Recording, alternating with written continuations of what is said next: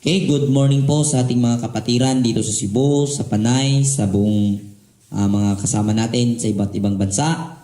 Yung mga kasama dyan sa Malaysia, sa Middle East, sa US, sa Canada, at sa Ireland. Mayroon po tayo sa Ireland at sa Italy. At magandang araw po sa inyong lahat. At sa ating mga kapatiran dito sa Cebu, congratulations po sa matagumpay nating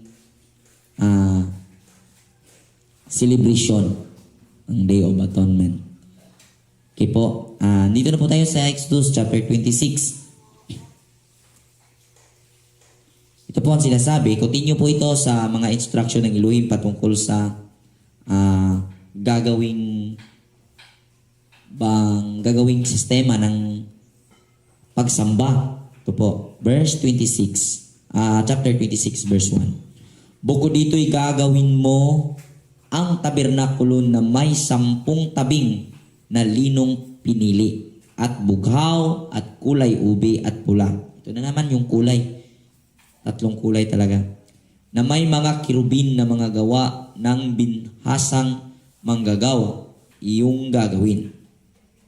Ang magiging haba ng bawat tabing ay 28 siko. At ang luwang ng bawat tabing ay 4 na siko. Lahat ng tabing ay nagkakaroon ng isang kasukatan. 5 tabing ay mapapagsusumpunging isa't isa.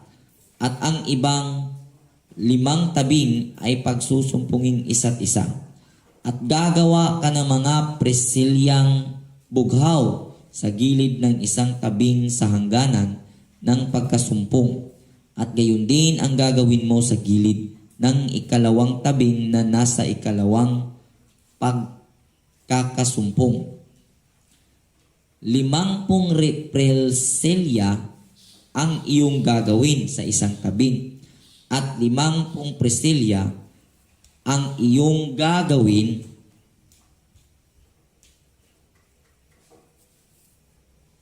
sa gilid ng tabing na nasa 2 pagkasumpong. Ang mga prestilya ay magkakatapat sa isa't isa, at ang 50 pangawit na ginto ang inyong gagawin, at pagsusumpungin mo ang mga tabing sa pamagitan ng mga kawit, at magiging isa lamang. So, kung makikita natin dito, detalyado kung paano gagawin. So, yung mga ginagawa natin ngayon na pagsamba ay dito talaga natin matutularan itong ipinakita or ginawa ni Moses. Dahil sa materialis pa lang, mahihirapan na po tayo dahil sa usaping ginto. Okay, verse 7. At gagawa ka ng tabing na balahibo ng kambing na pinakatulda sa ibabaw ng tabernakulo.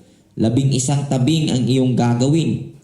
At magiging haba ng bawat tabing ay 30 siko, at ang luwang ng bawat tabing ay 4 na siko. Ang 11 tabing ay magkaroon ng isang sukat, at iyong pagsusumpungin ang 5 tabing. At gayon din ang 6 na tabing, at iyong ititiklop ang 6 na tabing sa harap ng tabernakulo.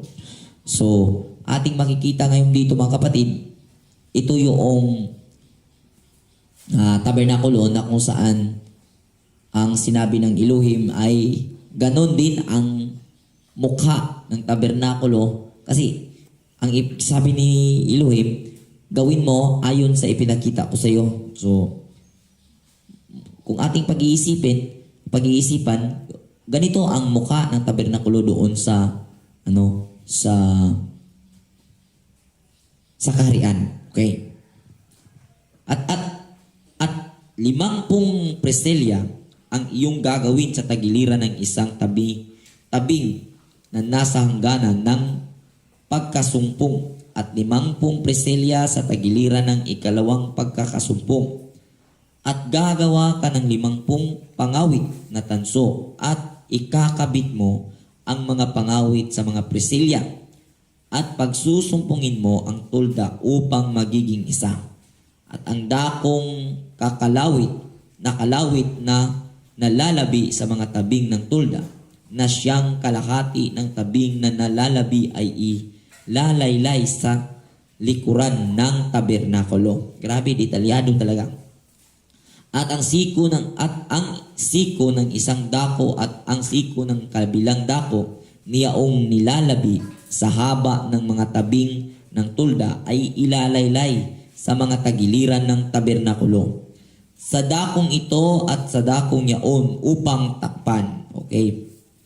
At gagawa ka ng isang pagtakip sa tulda na balat ng lalaking tupa na tininang pula. So, ang takip sa tulda ay pula.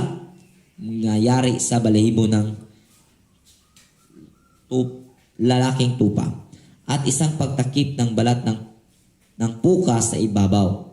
At igagawa mo ng mga tulda at tabla ang tabernakulo na kahoy na akasya na may mga patayo. 10 siko ang magiging haba ng isang tabla at 1 siko kalahati ang luwang ng bawat tabla. 2 metsa magkakaroon ang bawat tabla sa mga nagkakasumpong na isa't isa. Ang gagawin mo sa lahat ng tabla ng tabernakulo.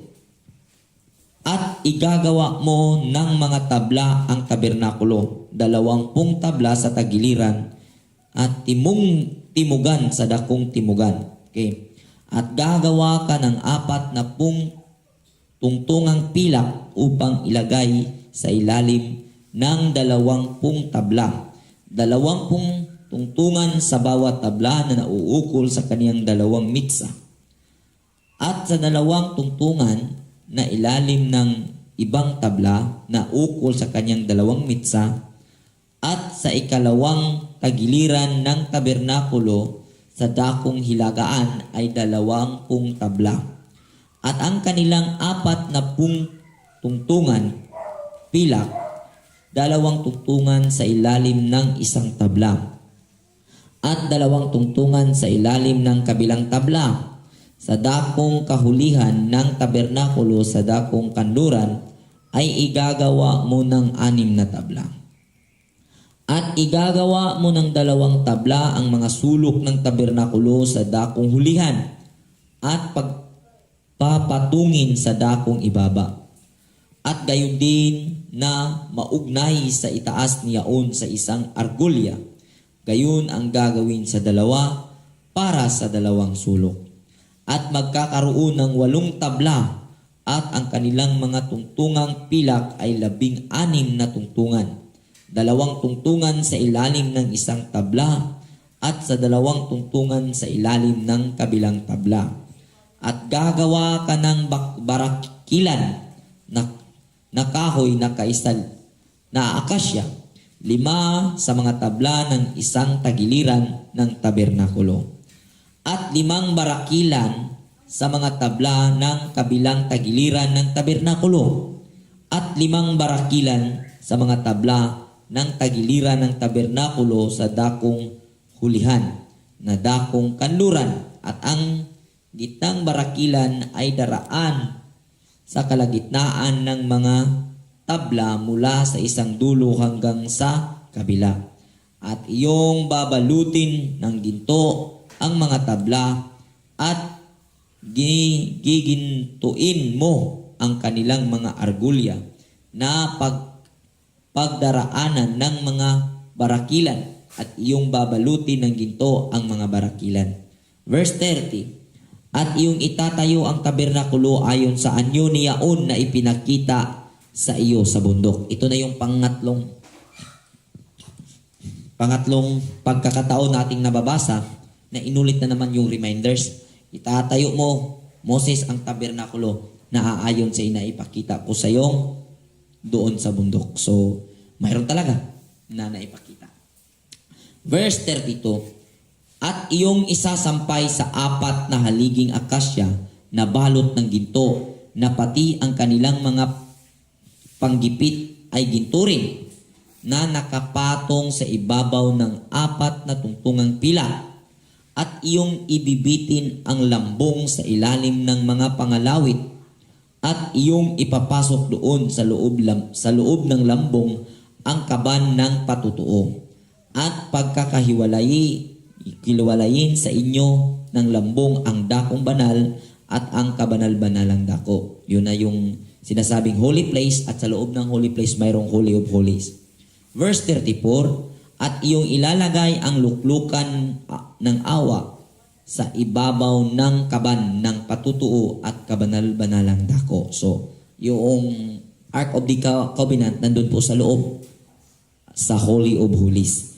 Okay, sa buong tabernakulo, ang buong tabernakulo ay holy place. Ngunit sa loob ng tabernakulo, mayroong tinatawag na Holy of Holies. Verse 35, at iyong ilalagay ang dulang sa labas ng lambong at ang kandilaryo ay sa tapat ng dulang sa tagiliran ng tabernakulo ng dakong tiguman, at ang dulang ay ilalagay mo sa dakong hilagaan. So, kung ating mapapansin ngayon, yung menorah, yung lampstand ay nasa labas ng Holy of Holies. Ang likod niyan, pag anuhin mo yung tabing, ay yun na ang Holy of Holies.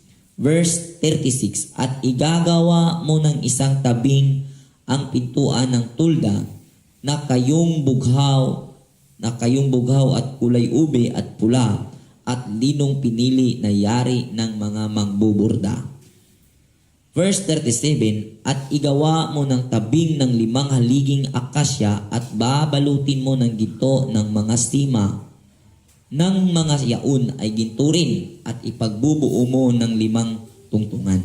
So, kung ating nai-imagine po, napakarami pong akasya na pinabalot ng ginto. So, kung titingnan natin, kaya pala hinabol sila ng mga Ehipsyo dahil sa talagang halos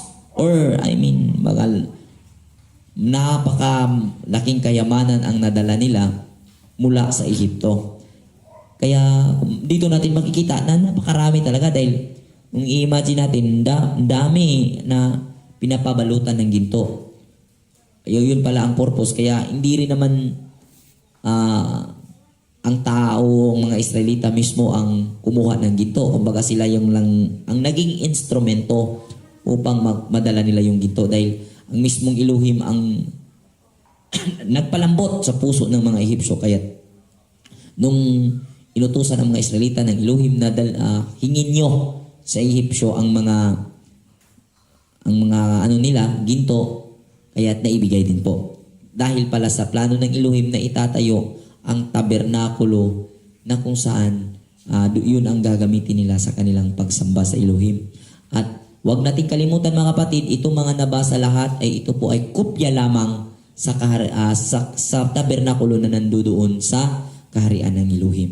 Kaya hindi na po natin ito na naising itatayo sa ating panahon dahil ito po ay wala na dahil dumating na nga yung pari na nagsisilbi doon sa original na kinukopyahan lang pinapakita ni Moses na kanyang gagawin nung sa panahon nila. At alam nating lahat na si King Yahushua na ating Queen Gadol, siya ang pare na nagsisilbi doon sa original na tabernakulo at yun ay nagpakita na kaya hindi na po natin itatayo yung banal na tabernakulo na gawa natin or gagawin natin. Ang Elohim na po ang magtatayo at yun ang pangako niya na ibababa pagdating ng panahon at ang makakapasok doon ay yung mga consistent na nangangalaga sa kaligtasang naibigay at magkakaroon tayo ng karapatan na makakapasok doon at makakain sa bunga sa kahoy ng buhay. Kaya